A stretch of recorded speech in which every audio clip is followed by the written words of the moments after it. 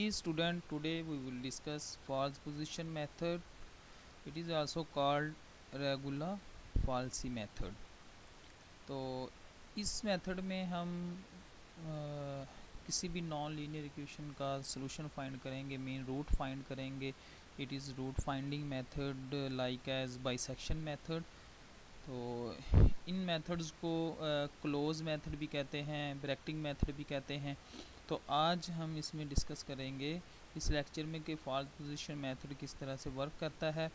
तो उसके लिए स्टेप 1 क्या है? Similarly as bisection method, choose XL and XU as two guesses for the root such that f of XL multiplied by f of XU less than 0, or in other words f of x change sign between XL and XU. तो start में दो initial guess लेंगे, XL और XU initial guess लेना है. और जब in initial guess को आपने चूज़ करना है तो ये इनिशियल गैस किस तरह के होने चाहिए, उसमें ये है कि अगर आप XL को फंक्शन में पुट करें और इसी तरह XU को भी फंक्शन में पुट करें जो कि गिवन फंक्शन है, तो उन दोनों का जो प्रोडक्ट है वो लेस देन ज़ीरो आना चाहिए. इट्स मीन XL पे या फिर XU पे, इन दोनों में से किसी एक पॉइंट पे वैल्यू नेगेटिव हो और दूसरे पॉइंट पे वैल्यू पॉजिटिव हो. तो मीन अगर हम इसी तरह से कहते हैं कि XL पे वैल्यू नेगेटिव हो और XU पे फंक्शनल वैल्यू पॉजिटिव हो, तो आपके पास ये जो रूट है XR जो हम फाइंड करना चाह रहे हैं वो XL और XU के दरमियान में लाई कर रहा होगा. तो इसलिए इसको क्लोज मेथड कहते हैं. तो इसी तरह से स्टेप 2 है. तो स्टेप 2 में देखें, estimate the root XR of the equation f of x is equal to 0 as the midpoint between XL and XU. This is the formula for regular falsi method और false position method. तो diagram में भी अगर देखें तो diagram में start में हम ले रहे हैं एक पॉइंट है XL. स्क्रीन पे देखें तो आपको नज़र आ रहा है XL है और ये है XU.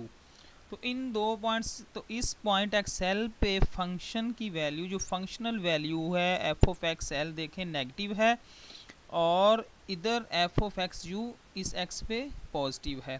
तो स्टार्टिंग में जो आपने दो पॉइंट्स लेने हैं उनमें XL और XU में से किसी एक पॉइंट पे फंक्शनल वैल्यू नेगेटिव होनी चाहिए. और जब हम फार्मूला लगाएंगे और फार्मूला यूज़ करते हुए रूट फाइंड करेंगे XR, तो ये जो XR है ये XL और XU के दरमियान में कहीं पे मिड में लाई करेगा. तो नेक्स्ट स्टेप हमारा क्या है? नेक्स्ट स्टेप हमने इस XR को अपडेट करना है इस XL के साथ या फिर XU के साथ. तो उसके लिए जैसा कि बाइसेक्शन मेथड में हमने स्टेप 3 किया था कि f of XL और f of XU को मल्टीप्लाई करा के देखेंगे या फिर f of XR और f of XL, तो इन दोनों को मल्टीप्लाई कराएंगे f of XL multiply by f of XR. तो इस पे वैल्यू अगर लेस देन ज़ीरो है तो हम इस XR को अपडेट कर देंगे XU के साथ.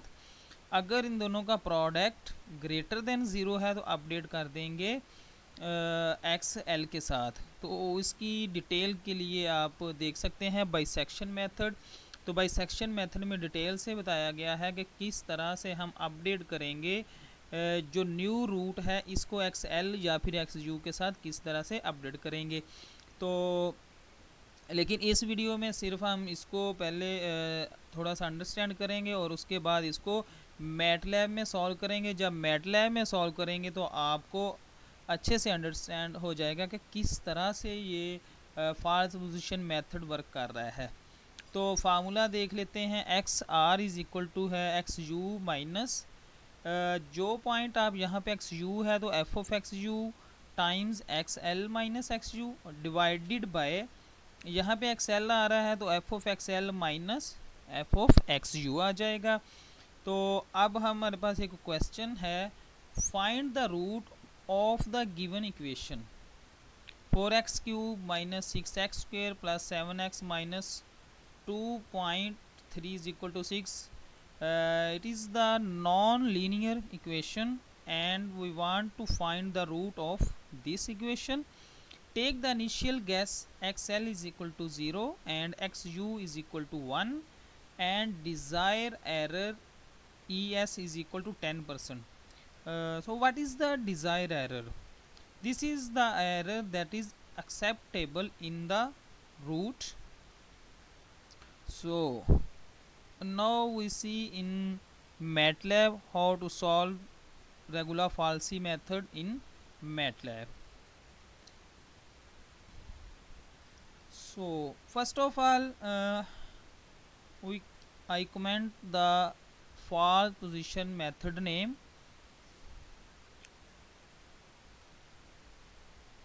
फॉर्मेट शॉर्ट मीन आपके पास जो डेसिमल पार्ट है उसमें आपके पास सिर्फ पॉइंट आएंगे, डेसिमल पार्ट जो होगा वो 4 डिजिट्स होंगे। अगर आप यहाँ पे फॉर्मेट लॉन्ग कर देते हैं LONG, अगर आप लॉन्ग लिख देते हैं तो यहाँ पे जो आपके पास जो डेसिमल पार्ट है वो मोर देन 4 डिजिट्स होगा। ठीक है, तो ये जस्ट कमांड है, आपके पास जो डेसिमल पार्ट है उसको ये आपके पास शॉर्ट आए। ठीक है, उसके बाद क्लियर ऑल CLC हम यूज़ कर रहे हैं, हमारे पास इससे पहले जो भी कमांड्स हैं वो क्लियर हो जाएंगी। ओके जी, स्टार्ट में जैसा कि हम एनालिटिकली सॉल्व करते हैं, हम एनालिटिकली जिस तरह से इसको सॉल्व कर रहे होते हैं उसी तरह से हम मैटलैब में भी इसको राइट करेंगे। और इसमें इंटरेस्टिंग बात ये है कि मैटलैब भी एक ऐसे ही है जैसे आप किसी स्टूडेंट को बता रहे हैं। तो ये एक मशीन है जिसको आपने बताना है कि मेरे कोड को इस तरह से आपने सॉल्व करना है, कोड बताना है, इस तरह से आपने क्वेश्चन को सॉल्व करना है। तो जो कंप्लीट मेथड है फॉल्स पोजीशन वो आपने इस मशीन को बताना है। तो सबसे पहले क्या करते हैं, एनालिटिकली जब सॉल्व करते हैं तो आइट्रेशन 1 लिखते हैं। तो सबसे पहले मैं आइट्रेशन 1 कर रहा हूँ, आइट्रेशन 1 पे। तो उसके बाद मैटलैब में जब भी आपने फंक्शन लिखना है तो f is equal to at the rate of x। Here x is the independent variable that is used in this non linear equation. ठीक है, तो यहाँ पे जो x लिख रहे हैं ये वेरिएबल है जो कि इस इक्वेशन में यूज़ हो रहा है, x। ठीक है, तो फंक्शन को लिखने का तरीका ये है, f is equal to at the rate of x and this. तो क्वेश्चन में हमारे पास था कि ये वाला क्वेश्चन हमने सॉल्व करना है, तो उसके लिए हमने इसको लिख दिया है। ठीक है, फंक्शन लिखने के बाद नेक्स्ट स्टेप है इनिशियल गैस हम पुट करेंगे।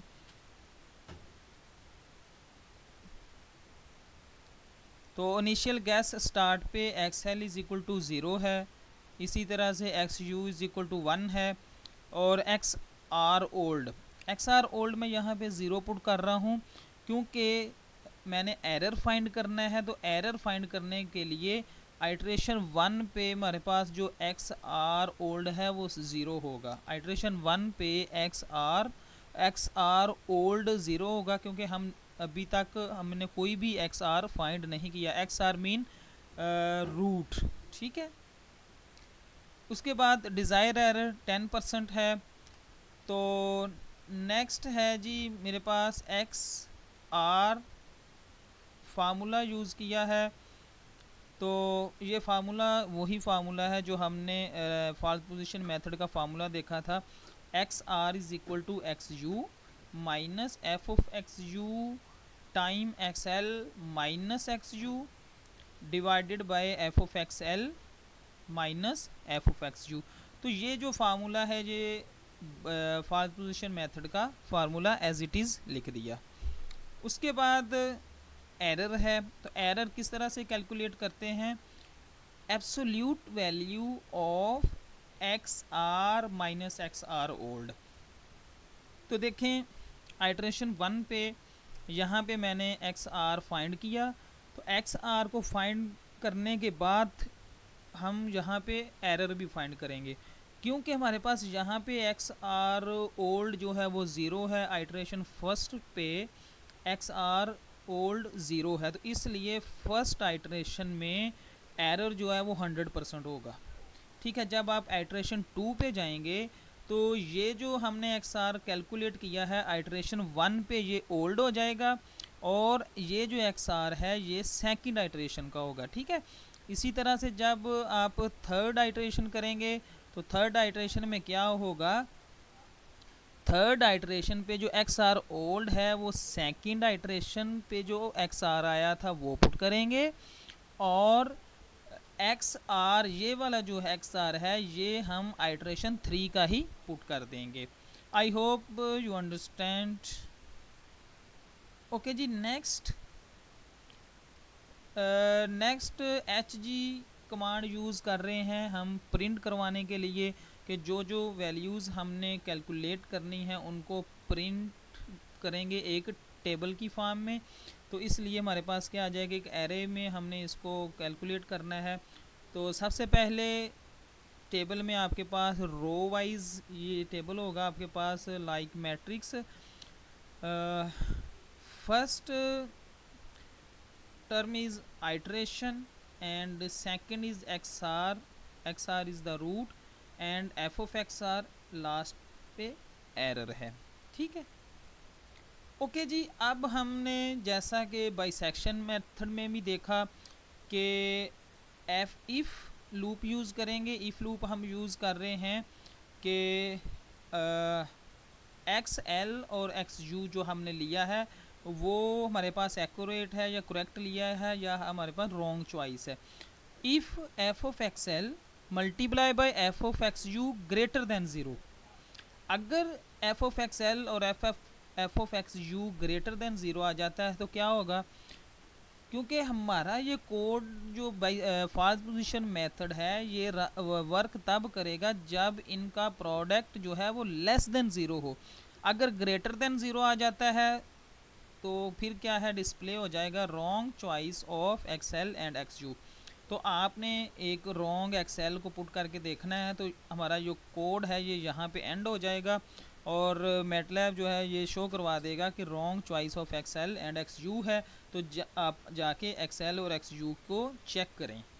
ठीक है, अगर ऐसा नहीं है, इफ़ एल्स लूप करते हैं कि अगर ये कंडीशन नहीं है तो फिर दूसरी कंडीशन क्या होगी, F of X L multiply by F of X you less than zero होगा। तो जब लेस देन ज़ीरो होगा तो हमने लिखा एल्स। एल्स के बाद आप वाइल लूप यूज़ करेंगे। वाइल लूप यूज़ करने के लिए अब हम क्या करेंगे, वाइल लूप में आपके पास क्या है, आइट्रेशंस चलती रहती हैं।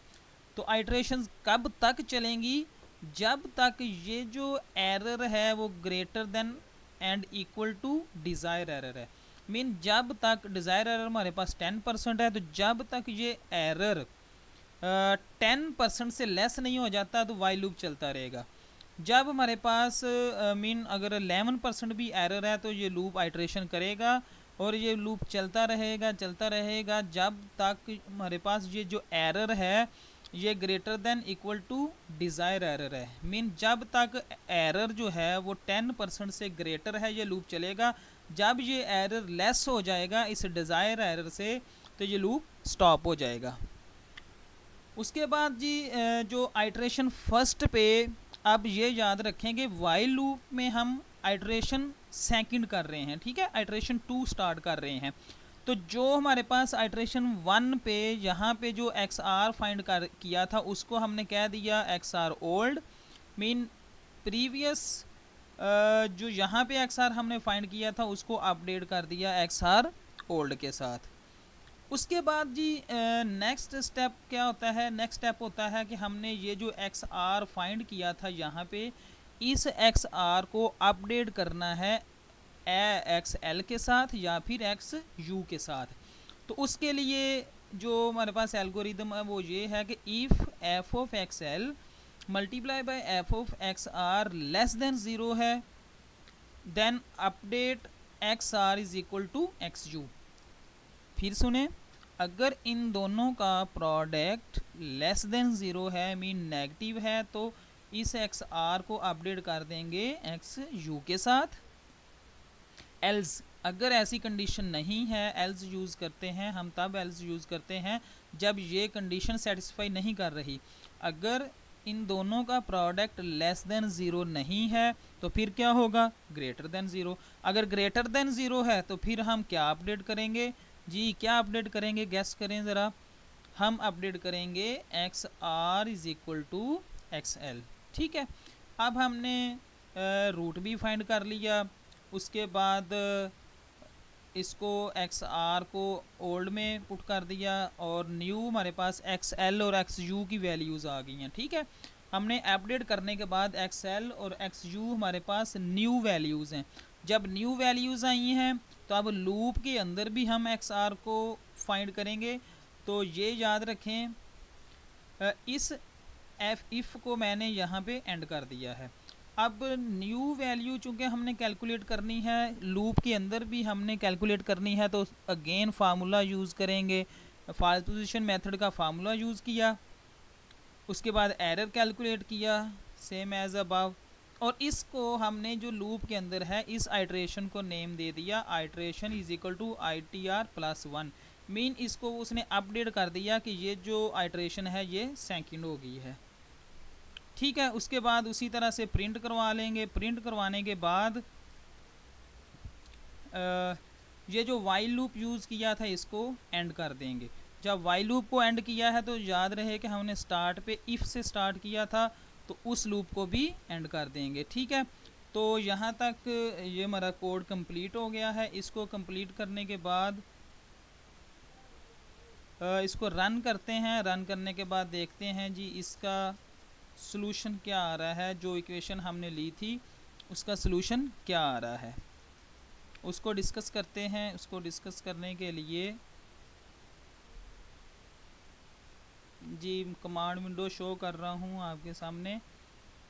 तो देखें यहाँ पे जो एच जी यूज़ किया था, एच यू जी में क्या था, ये जो फर्स्ट कॉलम है ये बता रहा है हमारे पास, रिप्रेजेंट कर रहा है आइट्रेशंस को। फर्स्ट आइट्रेशन पे एक्स आर जो रूट है वो है 0.46 और फंक्शनल वैल्यू है 0.03 और एरर 100%। मैंने आपको बताया था कि फ़र्स्ट आइट्रेशन पे एरर 100% आएगा और सेकंड आइट्रेशन पे रूट है 0.45 और फंक्शनल वैल्यू ये है। तो देखें एरर क्या आ गया है 1.7। तो हमारा सेकंड आइट्रेशन पे ही आंसर आ गया है। मीन यहाँ पे जब एरर 1.7 हुआ तो इसने स्टॉप कर दिया। अगर ये एरर 10 से ग्रेटर रहता तो ये आइट्रेशंस चलती रहनी थी।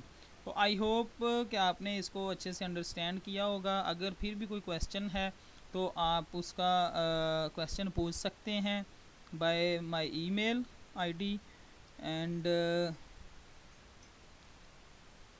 If you have any query then tell me. Okay जी, थैंक यू।